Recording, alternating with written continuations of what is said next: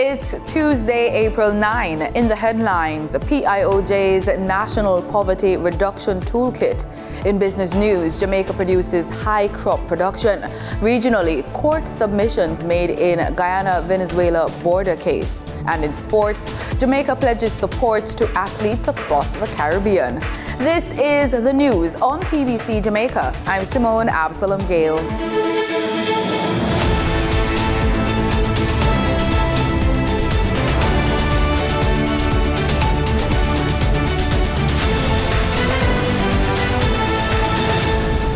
The Planning Institute of Jamaica, PIOJ, has launched a National Poverty Reduction Leaving No One Behind Toolkit. The toolkit is intended to build the capacity of poverty reduction stakeholders, strengthen service delivery to the poor and vulnerable, and increase partnership, collaboration, and information sharing. The toolkit can be accessed via their website at www.pioj.gov.jm. Kingston's Mayor Andrew Swaby is taking the organizers of Jamaica Carnival to task over their handling of cleanup efforts after Sunday's march. Residents, motorists, and commuters voiced complaints on Monday due to the amount of debris left by the revelers in different sections of the corporate area. Up to midday on Monday, several of the city's major thoroughfares were still lined with garbage from the event. This prompted a visit to several of the affected areas by Mayor Swaby. He expressed disappointment, commenting that organizers of Sunday's events ought to have initiated immediate cleanup of the environs of the road march. The mayor told the press that the state of the roads has prompted him to call a meeting with Carnival organizers to chart a path forward. He expressed that the lack of urgent cleanup following the road march should not be allowed to happen another year. The Andrew Holness administration has moved to significantly address intergenerational poverty and close the wealth gap in Jamaica with the launch of a novel fund for children. Danita Rodney tells us more. According to the Prime Minister, Jamaican children from low-income families reach adulthood without household savings to give them a start in life. He said this prolongs the cycle of poverty, which must be broken, and that the establishment of this fund would be a way to address this issue. Prime Minister Holness gave more details on the purpose of the fund. The purpose of the fund is to help to close the wealth gap and address the issue of intergenerational poverty by creating a trust account specifically catered to vulnerable children. He continued by listing how the fund would work. The Hope for Children Trust Fund will provide each eligible child with a long-term savings account funded through annual contributions from the government. Parents, guardians, and other donors will also be able to make deposits into the account for the future benefit of any specific child. The accumulated funds, including interest, will be accessible on or after the child's 18th birthday for specific purposes such as education, to purchase a home or commercial property, or invest in business. Mr. Holness shared additional information on the fund. Our initial target is a lump sum of between $600,000 and $800,000 to be available on the 18th birthday of any eligible child. We will also explore alternatives to establish and manage this program. It could be part of the National Insurance Fund, or we may consider having private insurance companies administer the fund. This is, I believe, a groundbreaking initiative. The fund is available for any child born on or after August 6, 2022, and is a ward of the state or a beneficiary of the Program of Advancement through Health and Education Path Program. Reporting for the news on PBCJ, I'm Danita Rodney. Attorney at law Colleen Lowe is the new clerk to the Houses of Parliament. She rose to the post following the retirement of Valerie Curtis on April 6. Ms. Curtis, who was appointed Clerk of the Houses of Parliament on July 23, 2021, served in the public sector for almost 30 years. Meanwhile, Ms. Lowe's appointment took effect on April 8. She has a law degree from the University of Hertfordshire. She was called to the Jamaican bar in July 2014. She was the legal officer at the Electoral Commission of Jamaica before taking up the role as a deputy clerk in the Houses of Parliament in May 2022. Minister of Foreign Affairs and Foreign Trade Kamina Johnson-Smith says that the upcoming 10th biennial Jamaica Diaspora Conference will give participants a chance to reflect on what has been accomplished. As a people who have not only demonstrated a strong migratory instinct over the years, but also a deeply grounded and connected sense of identity, coupled with an outsized view and vision of our country and ourselves as Jamaicans. We have to harness this unique essence, and we can do it together. Stakeholders from the globe are expected to converge at the Montego Bay Conference Center in St. James from June 16 to 19 to attend the event. Minister Johnson-Smith is imploring Jamaicans at home and overseas to participate. Quite simply, at this conference, connections will be made. Partnerships will be born. Some will be strengthened. Business opportunities are going to be created. You have to be there to be a part of it all. Minister Johnson-Smith says the theme affirms the importance of collaboration to craft the future. It is not only JAMPRO that's going to be there. It is the JBDC also. So we will be catering for business at different levels. Those who want to start micro and build, we are here for you. Those who are ready and with your shovel in hand, JAMPRO will be there for you. So I just want to share that we will have something for everybody. We want to encourage you to come at every level. If you're thinking of starting up a creative not a creative company, or if it is that you are in the film industry, remember we have the new screen development initiative here. There is content galore. We want you to come and engage with JAMPRO on those matters. It's not only traditional areas that we're looking at. We really are looking to expand to make this exciting, impactful, and beneficial for you. Minister of State Alanda Terrelong says 1,000 anticipated participants are set to arrive at the event from all over the world, including Asia, Africa, Latin America, and the Caribbean, and the traditional areas in North America and Europe. Based on the interest that we have received so far, it is clearly shown that we have adopted an all-of-society, multi-stakeholder engagement. And if it's anything to go by, based on your presence here this morning and based on the presence of those online, we are certain that it will be a spectacular conference. The main address will be delivered by Prime Minister Andrew Holness, and the event will conclude with the hugely popular Diaspora Day of Service. Both ministers were speaking at the recent launch of the event. March was a record-breaking month for global heat. The European Union Climate Agency, Copernicus, says March 2024 averaged 14.14 degrees Celsius, exceeding the previous record from 2016 by a tenth of a degree. The organization says it was a 10th consecutive monthly record for global heat. Know your rights. That was a message from Director General of the World Health Organization, WHO, Dr. Tedros, on World Health Day 2024. That day was recognized on April 7 under the theme, My Health, My Right.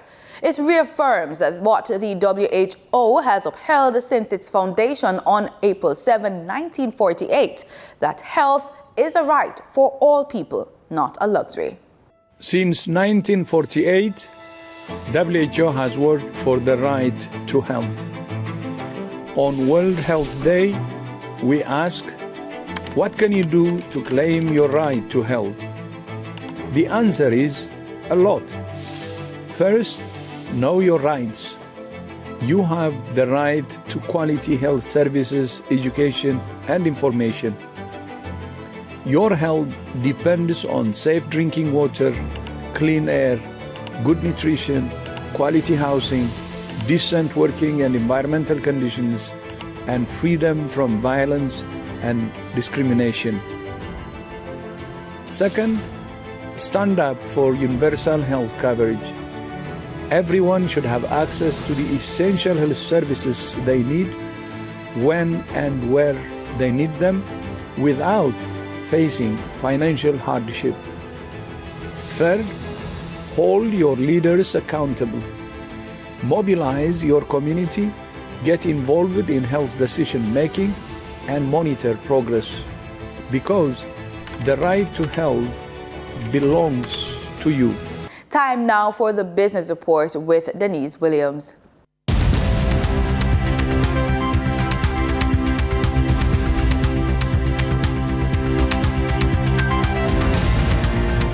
Good day, everyone, and thank you for joining us on the Business Report. I'm Denise Williams, your guide through the latest happenings in the world of business. The Bank of Jamaica says market interest rates rose in 2023, with the exception of private money market rates. In its annual report, the central bank says the weighted average for lending rate on bank loans to the private sector as at December 2023 was 12.3%. Interest rates on deposits also increased, reaching an average of 2.47% as at December. The Bank of Jamaica has been monitoring interest rates in the market, especially since it has increased the policy interest rate to 7% over the last 3 years. This was in a bid to stem inflation. Epley Limited has advised that Raymond Donaldson will serve as the Chief Executive Officer of the company effective May 3, 2024. Epley Limited has further advised that Jeffrey Brown will join the company on May 3, 2024 as Chief Investment Officer and will work closely with Denise Gallimore, Vice President of Real Estate, and Samantha Summerbell, Assistant Vice President, Credit, to grow and expand the company's investment efforts. Epley Limited has also advised that Justin Nam has resigned as General Manager of the company to pursue other interests after nearly a decade at the company. His resignation is effective May 31, 2024. Jamaica produced some 779,254 tons of domestic crops in 2023, which is the country's second highest recorded production figure. Minister of State in the Ministry of Agriculture, Fishings and Mining, Honorable Franklin Witter, in making the disclosure, said that the achievement was despite unfavorable weather conditions. Mr. Witter was addressing the Jamaica Agricultural Society 41st Annual National Farmers Month church service held at the Kettering Baptist Church in Duncan's Trelawney on April 7. Mayor Falmouth, Councillor Colin Gager, in his remarks underscored the importance of farmers in ensuring food security and pledged the municipal corporation's continued support for the agricultural sector in the parish. During trading on April 8, 2024, the top 3 advancing stocks covered the hardware, distribution, and finance sectors on the Jamaica Stock Exchange.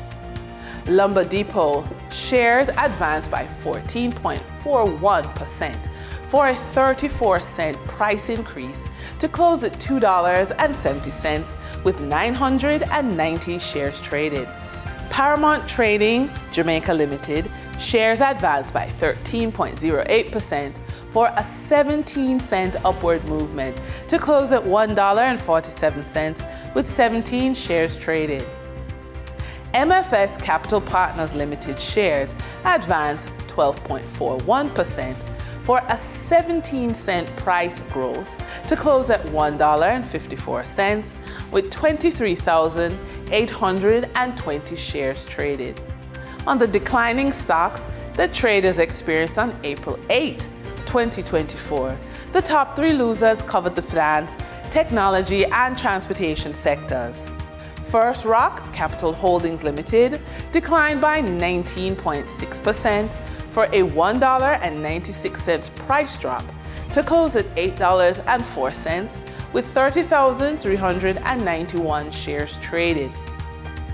T-Tech Limited declined by 12.61% for a 29-cent slippage in price to close at $2.01 with 83 shares traded.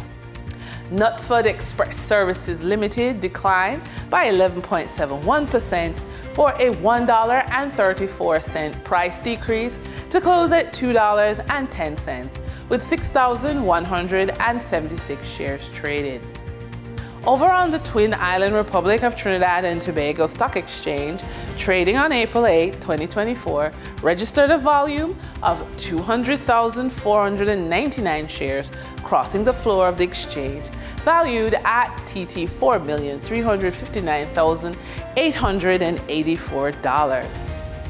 Massey Holdings Limited was the volume leader with 67,880 shares changing hands for a value of TT $297,101.05, followed by Grace Kennedy Limited with a volume of 37,000 shares being traded for $150,590 TT dollars. Moving from the money moves of investors, executives, and companies, we turn to the Forex market. On April 8, 2024, the Bank of Jamaica reported that US $49.7 million was bought from Forex traders, while US $48.1 million was sold to Forex traders. Buying directly from the Bank of Jamaica, foreign currency traders sold the US dollar for $155.88 and bought US dollars for $153.94. The difference between the buy and sell rate was $1.94, which represents a profit for Forex traders for every US dollar traded. Canadian Forex traders earned a trading profit of $2.66 from transactions with the Bank of Jamaica. The Canadian dollar was sold at $115.03 and bought for $112.37. For traders looking at the British pound, they pocketed a profit of $3.61, selling it for $195.79 and buying it for $192.18. Major life changes can be challenging and can impact your credit score. Our credit report tip of the day offers a suggestion for you to consider. Set clear financial goals. Define your financial objectives with clarity and precision. Whether you're saving for a down payment on a new home, planning for your children's education, or aiming for early retirement, having specific goals gives you a roadmap to success.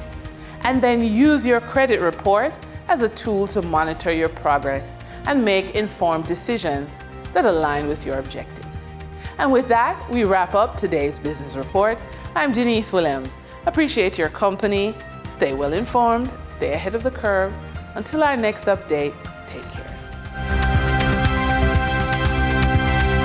In regional news, the Bolivarian Republic of Venezuela on Monday submitted its counter memorial to the International Court of Justice in the border controversy case with Guyana.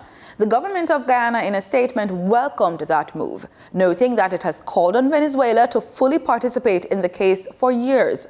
While this signals the case inching forward, there was also a stinging rebuke of Venezuela's new law seeking to annex Guyana's Essequibo region. More in this report.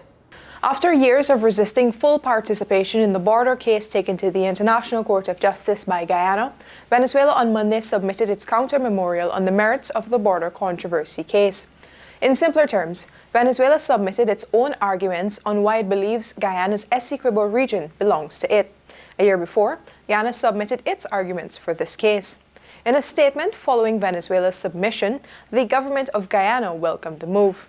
It said, quote, Guyana has repeatedly called on Venezuela to participate fully in the judicial proceedings and comply with the court's rulings, and therefore welcomes Venezuela's submissions on the substantive issues that the court will ultimately decide, unquote. Guyana's President Dr. Finali on Monday spoke about the situation with Venezuela and his government's response to the Spanish-speaking nation's aggressions. We have no intention of taking what is not ours, and we hope that our neighbors understand that this is the framework through which we are operating. But having said that, we are monitoring every statement, every situation. We are very fortunate that we have good global citizens and friends who are all making statements. We are very thankful for all those who have been making statements in relation to this issue, ensuring that good sense prevail and ensuring that our neighbors act within the confines of international law. We are very committed to the Argyll Declaration in St. Vincent because by nature we are a country of peace. We are a country wanting the success of the whole region. Ghana wants a full, final, binding ruling affirming the 1899 arbitral award that established the boundary between itself and Venezuela. Venezuela, however, has been pursuing aggressive actions, some as recent as last week. It promulgated a new organic law for the defense of Ghana Essequibo. That was condemned and rejected by the Ghana government and other partners, including the United States and the Commonwealth. On Monday, in a stinging statement, the Organization of American States, called the OAS, said Venezuela's threatening objectives endanger regional peace and security.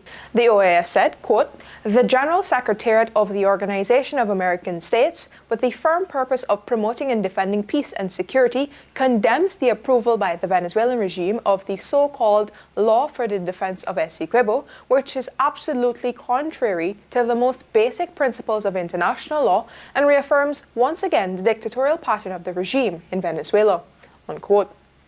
Reporting for the newsroom, Vishani Ragbir.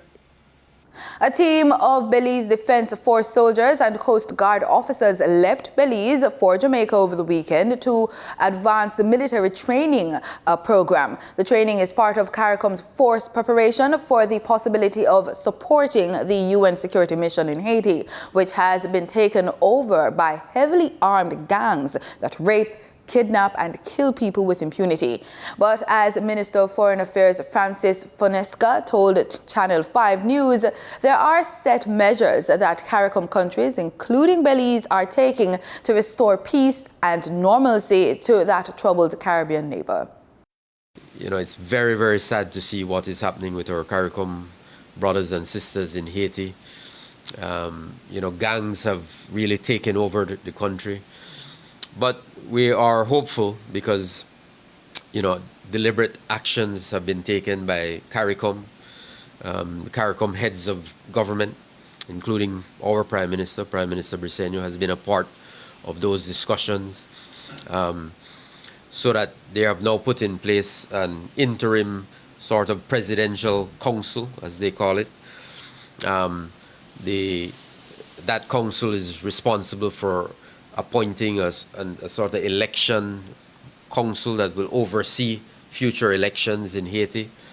They will also appoint interim Prime Minister of Haiti. So there are positive steps that are taking place, but nevertheless, we are absolutely concerned about the ongoing crisis on the ground that is affecting the daily lives of Haitian people. Schools are closed. People are having a difficult time finding food, stores. There's a lot of looting taking place, a lot of indiscriminate killings by these gangs. But Belize and CARICOM is fully engaged on this issue and doing everything we can to support a return to some peace in Haiti. So that team from the BDF and Coast Guard that are getting trained will come back to Belize. And then when we make a final decision about participating in the MSS mission, then they would then go to Haiti. But that is not yet programmed. In sports, we start with athletics. As Jamaica continues to lead the way in track and field excellence, Garth Gale, president of the Jamaica Athletics Administrative Association, JAAA, underscored Jamaica's commitment to fostering collaboration and supporting talent development throughout the Caribbean, which reflects a broader vision for regional sporting success. The Jamaica Athletics Administrative Association, under Garth Gill's leadership, remains steadfast in its commitment to advancing track and field excellence and fostering a culture of collaboration and support within the Caribbean sporting community. With Jamaica's expertise and resources at their disposal, Caribbean nationals stand poised to elevate their track and field programs and inspire a new generation of athletic stars across the region. The JAA president reiterated Jamaica's steadfast commitment to nurturing track and field talent throughout the Caribbean region. Highlighting Jamaica's rich pool of world-class track and field coaches, he emphasized that Jamaica stands ready to provide guidance and resources to aid in the development of athletes across the region. Our coaches are some of the best in the world, and we are always available to the Caribbean to assist. As you are aware, we would have quite a number of student athletes from various Caribbean islands that are studying in Jamaica and is helping to develop the sport of track and field and returning to do their countries or bring glory to their countries. And we're seeing that here at Carifta as well. So all in all, we're happy to play our part as one of the leading track and field countries in NACAC and in the world. Gill noted that many athletes from neighboring nations benefited from studying and training in Jamaica, citing the country's renowned coaching infrastructure and education institutions. In particular, the president of Jamaica Athletics Administrative Association hailed the GC Foster College as one of the best in the Eastern Caribbean for sports education, emphasizing the contribution to nurturing future track and field stars.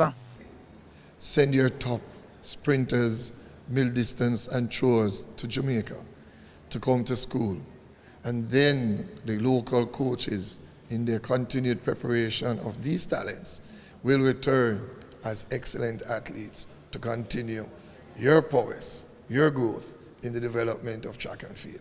But there's also, in closing, the GC Foster College of Physical Education and Sports, where I studied as well, is one of the best in the English-speaking Caribbean. And there, they are on the cutting edge of using technology, different techniques, innovations in the preparation of physical educators, coaches, masseuses, and so forth, coming into our sport. And, that I believe would be the two better way in which I think you can learn the best from us.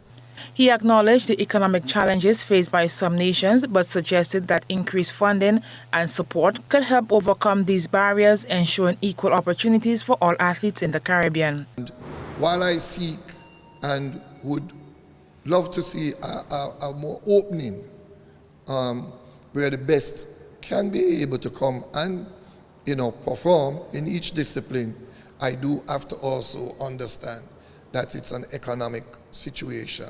And I would hope that because there will be more funding available to the local organizing committee, because it's not easy to put on an event like this. And also where countries could benefit through NACAC and World Athletics, to realize these objectives. As Jamaica continues to lead by example in the realm of track and field, Gill's remarks reflect a broader commitment to collaboration and solidarity within the Caribbean sporting community. Nisha Peters, GBN News. And that's the news on PBCJ. Remember, we are the People's Station.